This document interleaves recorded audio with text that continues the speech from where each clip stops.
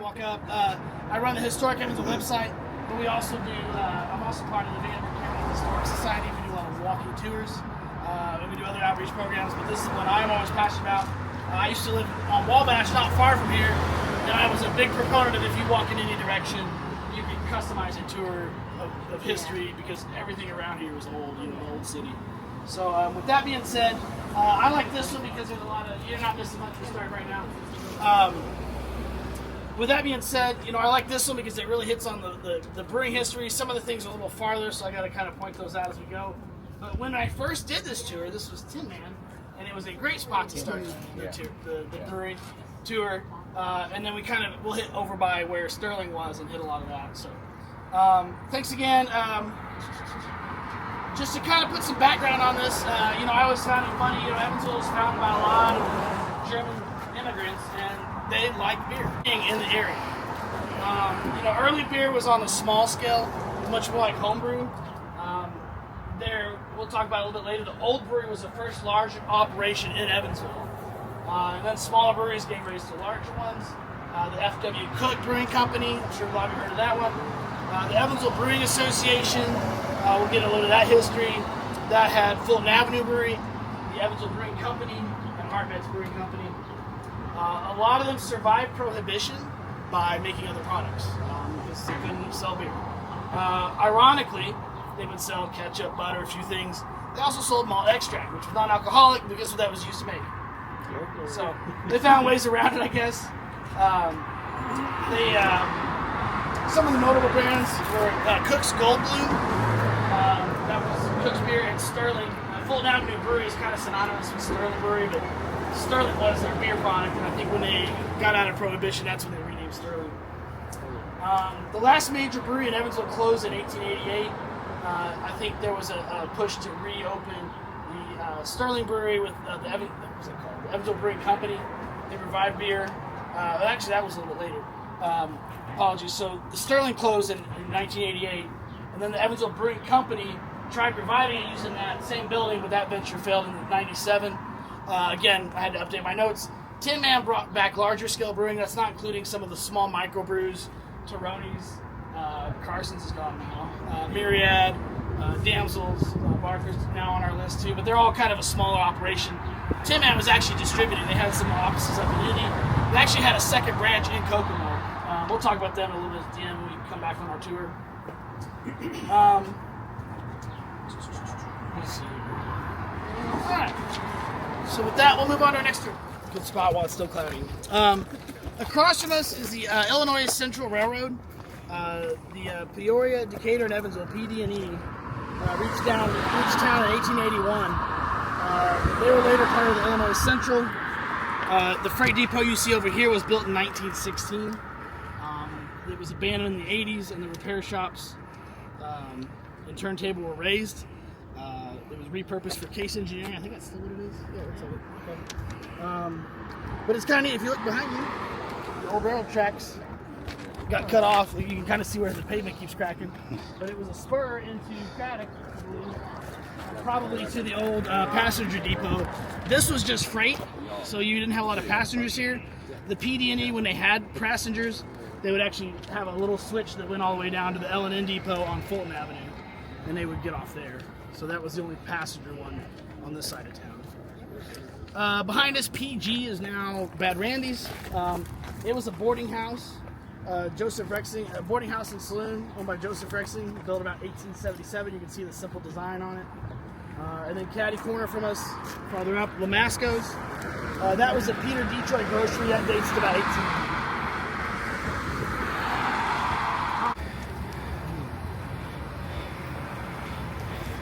Here is the old Chero-Cola Company building. It was organized in 1914 by H.F. Kirsting. It was kind of known for a long time as Kirsting Bottling Company. They built this factory in 1922. This end here, you can kind of see the front when we get across the street. And then they kept adding on. And then that was a big product, was Chero Cola, later Knee-High, if anybody's heard of that brand. It became Double Cola plant in the 1950s, and they expanded even farther. I can actually remember when we were just talking about that when they had the Double Cola signs on the side of the building. It's been Lensing Wholesale. I think they use it for, I don't know if there's warehouse or showcase what they have in there, but it's been that for some time. A couple of other things to note in the area. About where the gray building is, it's the old bread thrift shop. That was Fulton Avenue School. Fulton School was an old neighborhood school from 1871 to 1973. It was a victim of kind of when as they consolidated schools and did some desegregation. It was a smaller school that they ended up closing. It was a real neat historic brick building. They demolished it soon after that, and then the bread factory expanded. Behind us here, the sheet metal workers. That was Brown's Master Market. It was kind of one of the first supermarkets in the area, around here. In this neighborhood. And there's actually an interesting article. I think if you look it up, I wrote an article about it. In 1946, they had a big grand opening fiasco. They were trying to hype the demand and opening it up, and there was a huge line, and they said it almost got into a riot and had to arrest some people. So that was an interesting article. But yeah, as we pass by here, you can look double back. You can kind of see the old front of the building. Here it is with their fleet of delivery trucks. The slideshow, I think I posted that today too. I try and put it on Historic Evansville's site. I've got a lot of this stuff and photos. Anything we talk about, you can type it in on the site and look it up and find photos of it. Or reach out to me later too. I'm happy to help you find things too. Yeah. If you guys want to tuck in the shade, that's plenty fine. If you want to stay in the sun, good on you. Good boy. I mentioned too, right as we passed, it's covered, so there wasn't much to show you, but that sign said something. I took a picture when it got exposed, but now it's all covered in ivy, so I can't really tell you what it says. But it was kind of a neat old ghost sign, you'd always call those. So the neighborhood here, we are in the heart of Lamasco. If you've heard the term, not sure what it was, you had Law, McCall, and Scott. Law, Mac, Sco. So they made up the town Lamasco in 1836. It ended up merging with Evansville in 1857. If you want a quick guess as to what's what, all the stuff that runs north, south, east, west was Lamasco. All the crazy stuff at weird angles was the old downtown Evansville. As it grew, a lot of them stuck with the east-west pattern, but at least the older sections, that was where it was. So this was kind of more the west side, and then you had the downtown, and they kind of merged. And then when you get the really crazy bends, like down by 2nd Street down there, that's where the two kind of like formed. They kind of split the difference. But this is the old this is the old heart of it. This was actually at one point John Law Park, after one of the founders. There actually was a town hall fronting Franklin Street, where that brush is there. And I think it served as a public school for a little while. The Masco Bank behind us was kind of a throwback to the town of Lamasco. It was established in 1914. It actually survived the Depression. A lot of the banks up and down the road did not. This is one of the ones that did. It ended up moving, we'll turn the corner here, it moved to where the pawn shop was in 62. And it was Citizens Bank, Civitas, Fifth Third. I think it's Fifth Third. Inside this building though, I haven't been out. I finally found a picture of it. They've got murals of the founding of Lamasco. You've seen them? Oh, they're in the video. I got great pictures. So he's got pictures of it. This is John Carley's a history teacher at Wrights. Oh, hi. So if you get, he's also on the Vanderbilt County Historic Society. If you go, my students make history documentaries, and we've got a YouTube channel. Local history documentaries. Feel the History, FeelTheHistory. So if you go to YouTube and put in Feel the History, you can see our channel. Last year, I had a group of students that did a story on the history of Lamasco, and then the Love Lamasco neighborhood group. One of the girls, two of the girls are involved with that neighborhood group, Love Lamasco. So they did so it's a little history and it's a little what's going on now, but they got inside, and I got great pictures of the mural for you. And the mural's really cool, and It's like depicts the founding of Lamask. It's sort of the whole history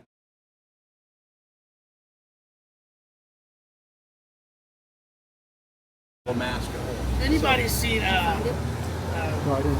Oh, okay. I'll do it later. Yes. the one like The Office, You're the smarter show than with I am. Pawnee? Parks and Rec. Parks and Rec. That's I've not seen it, but I have this vision that's what the murals was like. It's sort of Parks and Rec-ish. Yeah. Okay. But it is neat, and it's in pretty good shape too. See, I screenshot it so I don't. We're kind of hidden by a tree there, but up the road is Weber Hall. It's now Carpenter Hall. It was Weber's Hall, built in around 1890. Weber's Malt House was on 4th Avenue. That's the crossroad there. And it was also for a short time known as the Franklin Brewery. They did malt extract. They actually, it looks like they built the store to sell their product. No surprise there. So was that behind the hall? No, it was the hall. That's what it was. Okay, It was, the it hall was Weber's was- Hall. Okay. But I it- meant the brewery. No, it was kind of across from the housing. Like where the house There's a church here now. The Carpenters Union purchased the building in 1922, and that's when it became known as Carpenters Hall. They did a pretty big addition in the back. If you look, you can see the style change in 1940. But that's all we got. We will turn the corner. So when I was a kid, Yes, this please. was Yes, the I'm ham, asking ham questions. radio places. Ham radio. I guess it's finally closed. Yeah. It was going. This for was a the long ham time. radio club Yeah. though when I was Do you know what was surely the glass block is an original? Do you know what was there? No, that's original. It actually, yeah, that was. This is. They call it a Sullivan-esque style. There's not many around. Yeah, this is a great. When you get to the front, if you see the head like these really swirly, like things on top of brick terracotta. And this was actually the really last time. So I'm pretty sure that actually most older ones.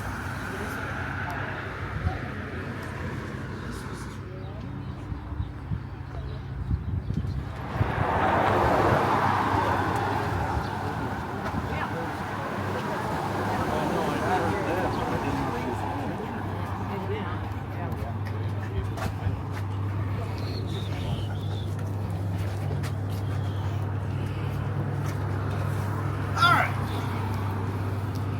So, Hey, so if you look in the next time you go by, if you want to go by, you could see the mural okay. above the teller. Yeah. When we're done, we'll go back and check it out. I think that's worth seeing. So behind us was the old brewery. I didn't know anything about this until I just posted an ad yesterday. If you happen to see that come up, there apparently was an old brewery. From what I can establish, it was kind of, I think, full depth. Ulmer and Holt, I think those two guys established an older brewery here, and then when they built the Fulton Avenue brewery, that was a new state-of-the-art one, and they kind of left this one to rot. In fact, in one of the old maps it says dilapidated and nearly tumbling down, which usually they don't bother stating that, so that's kind of impressive. It's totally gone. It was this block here, the old brewery. And for a while I couldn't even figure out if it was the same one or not, but I think it was a different entity. I think somebody bought the old brewery and then started selling stuff with that term. And it became known as the old one when Rice split off and formed the City Brewery, Cook's Brewery. Rice ended up merging with Cook and forming a brewery downtown. And this technically was older, so it had more credit, I guess. 1837. Indiana Street. Is that Indiana? So Indiana's the next one up. That was the old canal, and I might be one block off. No, you're right. Okay. And the Well, house- Indiana was a canal, but the old brewery might be one more block up. I don't know. I think it was here, but it was this block or this block, the old brewery. But they and that used. was Ulmer and Holt's original brewery was the old brewery, right? Yes, yeah. Okay. And then the canal again had hydroelectric power that they could run a lot of things with. So a lot of these old factories along the canal, or at least had access to water. But again, this one ran simultaneously to the Fulton Avenue Brewery in the late 1880s. It closed in 1884, and it got torn down in 1886. But if you ever see the old brewery, that's where this one was. It's again uniquely different. It's on Fulton Avenue as well, but not the Fulton Avenue. We'll stay here because we're still in the shade. Fulton Avenue Brewery is the next. I guess it was probably 2 blocks up then. It was they built that one in 1881, again across from the old brewery. So I'm pretty sure the old brewery was on the next block. Fulton Avenue was there. It was built in 1881, state of the art. They actually had a large collapse in 1890 that killed 2 people. Once that happened, that's when they rebuilt that corner building that everyone recognizes, the iconic stock house. That was built around 1890. You had the Fulton Avenue Brewery. Cook, by the way, is getting big, huge. They're having trouble competing with some of these larger breweries. So, Fulton Avenue Brewery, we might be able to see it here in a second. Anybody know where Bruckens was? Yeah. Kind of a catty corner up here. That was the original Evansville Brewing Company. That was a brewery as well. And there was one up in West Heights on Harmony Way called Hartman's Brewery. The 3 of them joined together in 1894. John has a shirt of the Evansville Brewing Association. He's got this slid through. That's it. Yeah. Again, they had 3 breweries kind of formed and established this big one. One thing I found interesting was an old advertisement, and I was looking at this complex. If you guys ever been to Anheuser-Busch or Yuengling, it's a neat big complex. So they had this picture of this huge brewery complex. I was like, where is this at? I don't know where this is in Evansville. It wasn't. They actually superimposed the 3 onto one little graphic. So it looked like a major building, but it was 3 different buildings in 3 different locations in the city. Yeah, right, AI back in the day. That's a good point, yeah. One other thing while we're still here, sorry guys, we're blocking in. Not too long ago, they just tore down a big multi-story buildings there. One of those was the Mesker building, if not both. I'd say just 2014, 2015, I looked that up, that kind of hurt. And then you can kind of see the corner of it, that little brick building with the gray panels on the side. That's nicknamed the Canal House, again, because that was Canal Street. I think they assumed or surmised that it was there when the canal still existed, or at least had some presence there. So they called it the Canal Building. I think that's the only structure on the old canal left, right? You got a little bit better shot of the Carpenter Hall from here. One other thing I'll note too, if you look, Fulton Avenue, Franklin Street, very wide roads. Lamasco did a really cool job when they platted everything to have these kind of boulevarded streets.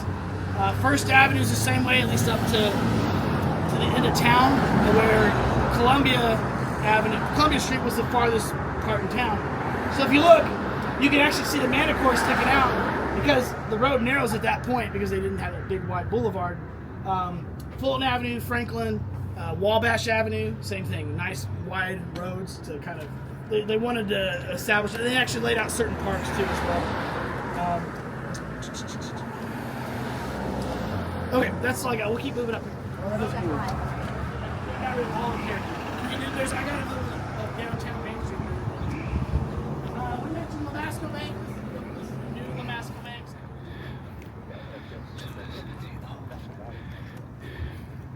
That's why a lot of Kentuckians came to Indiana for the jobs. That's what I heard. You can envision back Indiana Street. This was part of the Wabash and Erie Canal. It kind of came in along with Morgan Avenue, hooked in near where Wheeler School was downtown. Went towards, I think, 5th Street to the courthouse. Did like a little jog. Came up 2nd and then turned here this way to the Pigeon Creek. It fell just short of the Pigeon Creek. I think it was so it wouldn't drain out. But that's where the canal ended.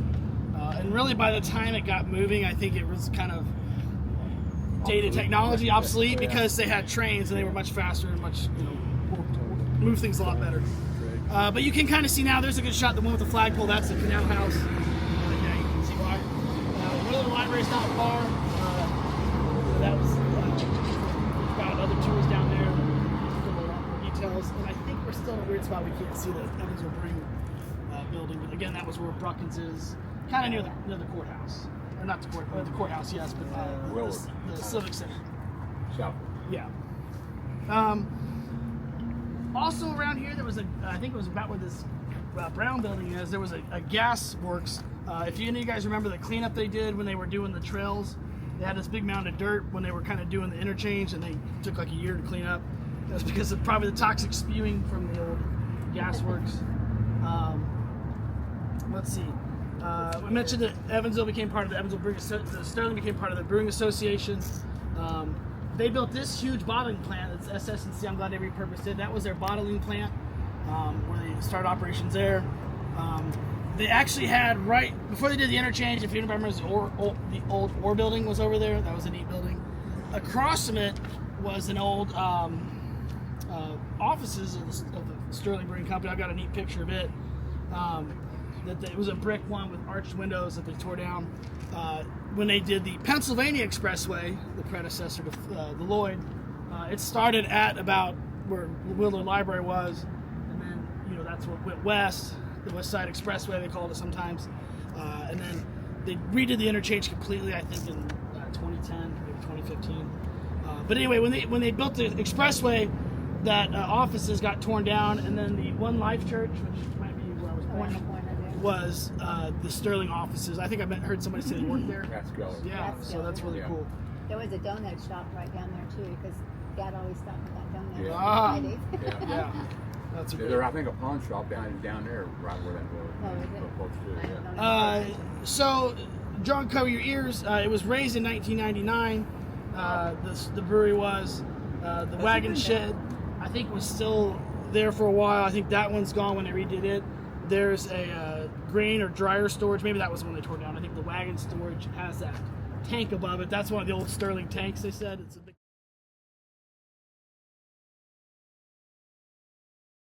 copper tank. We'll cross it in a second. It's on top of the building. You can't miss it, but it was kind of neat that they didn't scrap it. This is your one. Yeah, they were like, We had- that was funny. That was like laying out, and they're like, nobody's stealing that because I guess they were going to sneak off with it. Let's put it that way. Like the value. I thought Jack Rogers was going to put a park there. He was going to use that part as the park in the corner, and somebody bought it. Oh, okay. He was selling it. You know, and I like that they call this Sterling Square. I mean, it's a little throwback, but it has an office-like feel. So there's not much of the brewery left. Like I said, you got the bottling company, whatever that one was, with the tower, the tank on top. Somebody did mention Sterling Federal Credit Union. That was a bank for the employees. I think they were kind of over there at first. They moved down here. They actually are tied to the Sterling Brewery.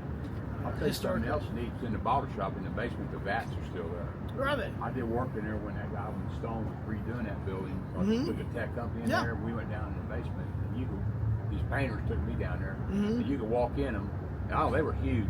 They had to be there. They built the building on top of it. Yeah. But the inside of it was glass, and we had flip phones with cameras or with flashlights, and you just clean it. You couldn't get a speck of dirt in there. Man. And it's, yeah. Well, there's something. There's the tank on top of the building he's talking about. That was part of the old brewery, and they stuck it up there just kind of as a remembrance for the brewery.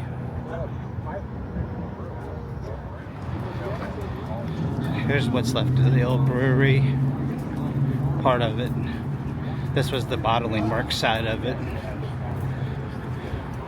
This was Craddock Finishing. It's an older building here in Evansville as well. That was around when the brewery was here. I think it was part of Lamasco, what he was talking about, the suburb of Evansville. We were up in New Expressway. The on-ramp is actually the old Pennsylvania Street. That's why that building is so close to the road, because it was, the street it was on. And we kind of got too far, I should have pointed out too. There was also an old fire station. One of the buildings just on the other side of the gas station. There was an old fire station that used to front Pennsylvania, had a more ornate front, and then when they claimed some of the property for the expressway, they kind of chopped off the front. It's real bland on the one side, and the back's got a little bit of detail. I think the tower and everything was on the Pennsylvania side. It was all. There was an old two-story yellow house between the fire station Yeah. and the gas station that belonged to the physician here at the brewery. Okay. Yeah. That was a neat house. Yeah. Behind us here is the Evansville Furniture Company. It dates back to about 1870. I think this structure was built in 1879. There were large additions. You can see the old arch windows in 1900 and 1920. It became Universal Furniture in 1936.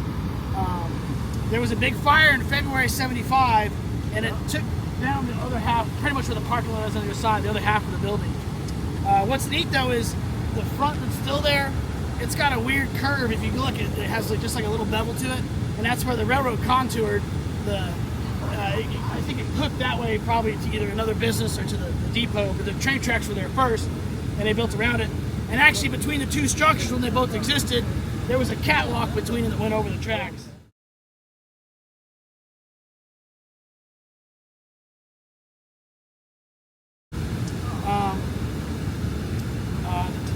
And then, if you guys see here, here's another train tracks, a spur that came in somewhere. I don't know if it was for this building or went somewhere else. All these hidden details. That might have been the spur that came to the brewery company. One other thing I will add too, the buddy I used to grow up with, he was instrumental in the Tin Man company, ran the company, and they were telling us, and you probably could have found out on the tour too, but this entire Sterling complex, they said that with the technology they had, they could outproduce it on a daily basis now. That's what they did. So that was pretty cool. And then we'll come over here. I always like to, again, being a kind of history geek, I always liked the old buildings, and then it took me, one of the reasons I got into the site was just, find out what these old buildings were. Sometimes they're the same, sometimes they're completely different. Sometimes they've been remodeled and you can't tell that it's something else. These old ones with the arch windows, these stars, they were bolts, that kind of lag bolts or something to kind of keep the building from buckling.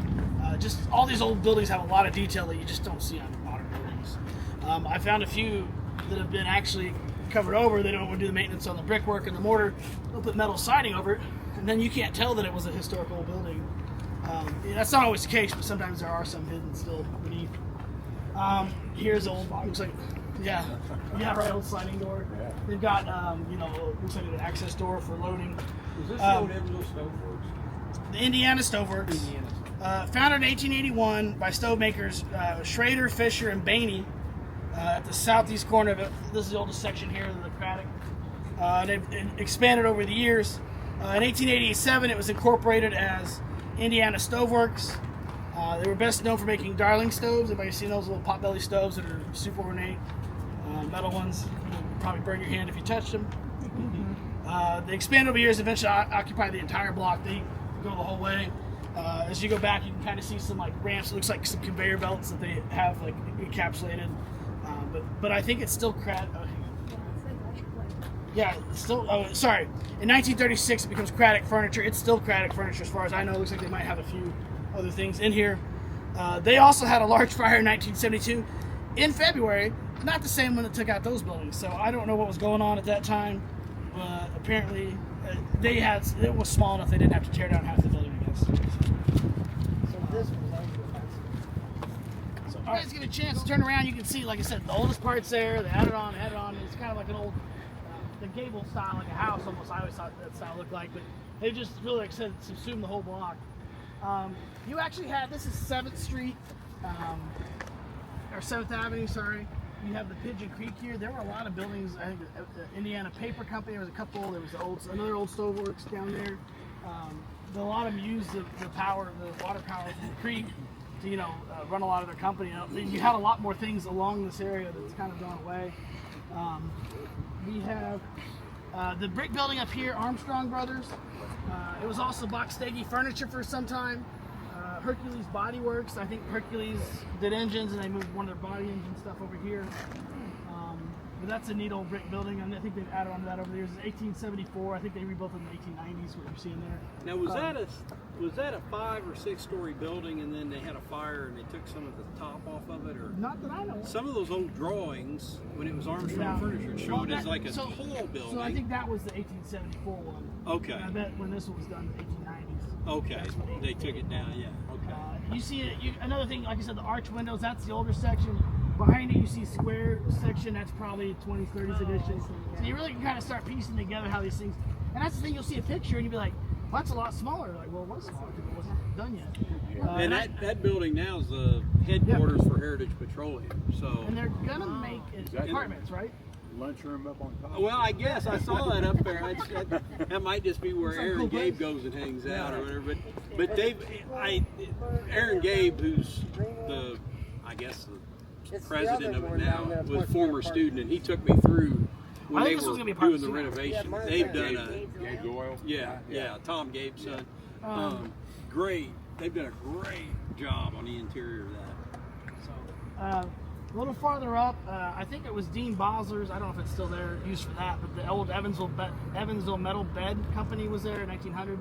And then at the very end of the street, Cargus Furniture. That was another tie to the giant furniture industry that Evansville used to have. They only closed 10 years ago, within 10 years ago. I believe that. I heard that too. They were going to make out apartments. Probably getting rid of all the sawdust.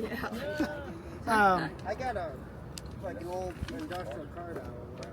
Yeah, that is cool. Okay, we'll finish up here. We got the. Y'all check it out. It's old sample maps. Okay, so this building here was originally a Franklin house. So this is again a kind of a good example of one that I didn't know anything about, was interested in, especially once I found out somebody was working on it. I think I was, like I said, I used to live by here. I was walking, saw somebody working on it, stopped and talked to them. They said they're going to make a restaurant. So again, I was intrigued. They said with the greenway, the part, you know, the trails had just gone in, so they were kind of motivated by maybe some foot traffic. And then I found out my friend bought it and was turned into a brewery, so that worked great for anybody that likes beer. But it was interesting because he asked me, he goes, hey, I don't know anything about this place. I know it's an old building. That's what I knew too. So there's a lot of resources to look things up, some of the old maps, the old city directories. Sometimes we'll give you, these actually have different numbers. Fulton Avenue used to be the split point, so anything west of Fulton Avenue was numbered that way. Anything east of Fulton Avenue was numbered that way. So this would maybe be like the 300 west block of Franklin Street. Well, then when they redid it to Main Street in like 1929, this now became, I think we're like 1300. Yeah, I think 1400 block of West Franklin. So you had to kind of know the old address and know a little bit more about it. So I found out, and from those old maps, it was the Franklin House, or the Franklin Street House. It was a boarding house and saloon in 1870. You could look it up in the directories and find different things about William Haynes established his furniture company here in 1889. The business grows and he expanded it in 1901. And I'll show you a picture in a second. It was a variety of concerns. So he died in, I think, 1930s, around 1930. So then his business closed. It was a variety of concerns over the years. Spillman's Restaurant and Hotel, Bud Bay's Indian Cells, Motorcycles, Irwin Liquors. There was a fire in 1961, and then it was miscellaneous uses. And then Tin Man got it in 2012, or they opened in 2012. I think it was probably like a 2-year work to get it back to a usable state. I had to look this up. They closed, I think, in 2018. They did open a second one in Kokomo, maybe like 2015, 2016. I asked a friend that used to go to that one. He said they actually closed. It was actually an old depot, kind of like our old train depot we used to have. It was an old Romanesque stone building, and I think this building's still there. But the Tin Man closed there in 2020. It's now Sun King, and I think they still run a brewery or a tap room out of there. 2020 Copper House opens up. 2026 Copper House closes. You can see this list of keeping history kind of was hard to follow. What I found interesting, though, me being a research guy, I was looking through. It was ironically a German newspaper, and a lot of news times down at Willard you can scroll through the old newspapers, and everything's in German. But I'm always looking for old pictures. Old pictures catch your eye. You could sometimes then see what the building was and find it out. So this was an old lithograph of. It just said Haynes Furniture. Actually, it said Haynes on the lithograph, but it said nothing else. Everything else was in German, so I couldn't read it.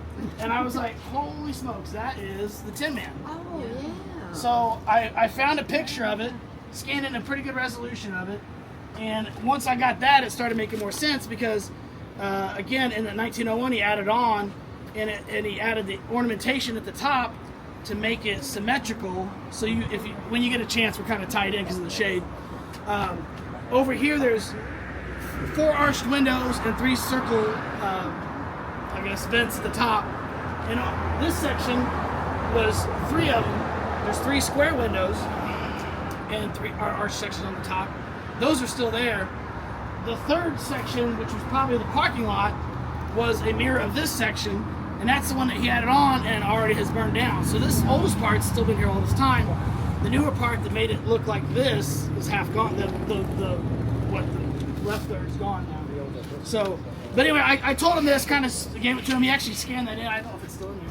he had it on the wall in there. It's like the history of the building. So, but it's really cool when you find a picture like that really kind of corroborates a lot of what you think. You're like, why does this look so weird? Because it looks like it's uneven, and then it makes a little more sense that it wasn't designed that way. To finish, a couple other things. We mentioned the F.W. Cook Brewery just to kind of encapsulate the rest of brewing and all beer across history. The F.W. Cook Brewing Company was established as a city brewery in 1853. It was on 7th Street, Martin Luther King, and when it was built, it was considered way out in the cornfields, way out. It was renamed officially the F.W. Cook Brewing Company in 1885. It closed in 1957. It was raised in 1965 for the Civic Center. There's a lot of cool pictures of it, including one when they tore it down and they had demolished sections of the brick to pull those tanks out because the tank wasn't coming out the door. They were probably built inside there. And I think they said that some of those actually went to Argentina because they were repurposed or out of country. They were salvaging a lot of that.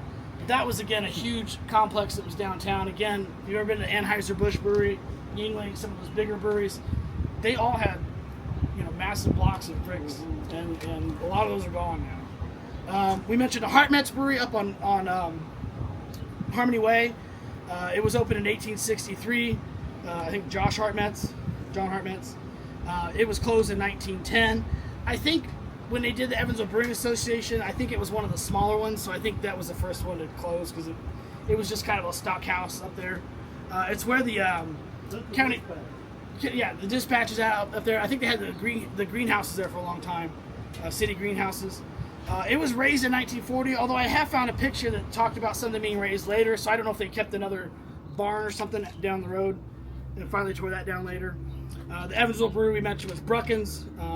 It was actually, it was opened in 1891. Again, they merged in 1894 with the Evansville Brewing Association. They stopped there in 1914, so they really started consolidating everything down to this Fulton Avenue, Sterling location. It was actually a car dealership for a while, Dixie. I think Dixie, Dodge, I don't remember. It was, but then it was Bruckens since 1969. I think Bruckens was bought by Weber Equipment, and now I don't know what it is. We're going to do something with it. I know the roof was compromised, so I'm hoping it gets fixed or taken care of. Yeah, I think it's in. Yeah. And then just to kind of get outside of beer, but bottling works in general, the Bernardin Bottle Cap Company, that's near the Coliseum as well. It's actually near the Evansville Brewing. They did the bottle caps. Founded in the 1880s. They were actually one of the last industries to leave downtown. They're on up by Mount Auburn now. It's called Silgan, but it was they moved that to there in 1949. And then the Coca-Cola Bottling Company, that also was kind of a victim of the expressway. It was facing Pennsylvania. The local one was established in 1903. That building there was built in 1926. It had some additions in the back. It had in the stone a Coke bottle. I think that's gone now. I'm hoping somebody saved it. It was repurposed recently as higher engineering or higher, like they did appliances. I think they've actually already bellied up, at least in that location. So that was the last of that. But there you go. Hopefully that gives you guys a good, yes, question?